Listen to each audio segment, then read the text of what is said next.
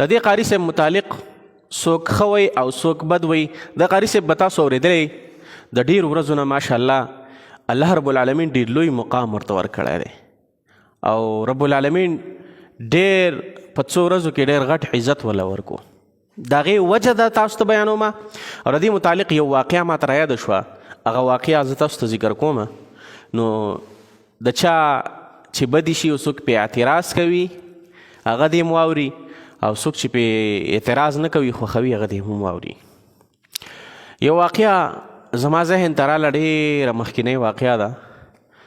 غالبا چې حسن بصري صاحب رحمت الله علیه د هغې ده یا د بل بزرګ ده خو یو بزرګ و هغې په حبیب عجمي رحمت الله علیه پسې منځ وتړو. حبیب عجمي دا چې کوم دی دا یو داسې قاري و چې د ده تلفظ لږ ګډوډ و، قرائت یې صحیح نه و. یو ځل ورپسې دا بزرګ ودرېدو نو چې د ده قرائت یې واورېدو نو فورا را شاته شو. منځ یې مات کو، ځان له منځ وکړو ځان له منځ وکړو. په بله شپې رب العالمین خوب کې وکتو. الله رب العالمین ته وایي الله تا ته کوم کار ډېر خوښ دی چې زه یې کومه؟ په کوم کار ته ډېر خوشحالېږي چې زه هغه کومه؟ الله رب العالمین ورته خوب کې وایي زه په دې ډېر خوشحالېږم چې ته په حبیب عجمي پسې منځ کې، ځکه د هغه قرت ماله ډېر خوند نه کوي، د هغه سبق ماله ډېر خوند نه کوي. او دا خو حدیث شریف دی ان الله یرفع بهذا الكتاب اقواما. رب العالمین د دې قرآن مجید د وجې نه قومونه اوچت کړي،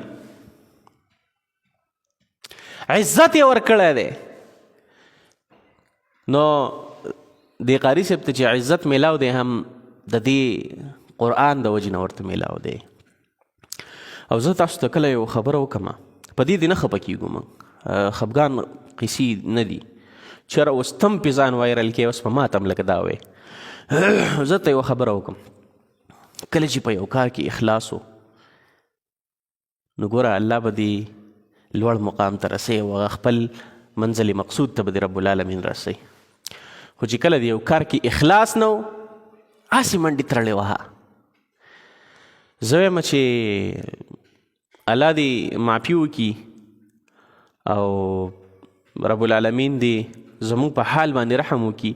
خو زه یم دې قاري صاحب د زړه د درده او ډېر په اخلاص سره تلاوت کړی ځکه رب العالمین دونه لوی مقام ورته ورکو. نو ګوره دا مقام چا ورکو؟ دا الله ورکو. دا لوړه مرتبه ګوره دا یوازې دا قاري نه، زه په عامه جنرل خبرم کو. یو سړي له الله مقام ورکو ته په دې خفه الا دا ولې داسې چوت لاړ، دا ولې داسې میلیون ټریلیون خلکو خوښ کو. دا ته د الله رب العالمین په فیصله باندې ناراضه یې.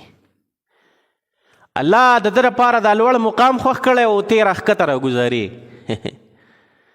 ته د الله رب العالمین په فیصله باندې راضي نه یې، ستا د الله رب العالمین دا فیصله خوښه نه ده چې سړي له لوړ مقام ورکوي او ته یې ښکته راګوزارې. الله دې زموږ په حال او خاص کر په پښتنو رحم وکړي.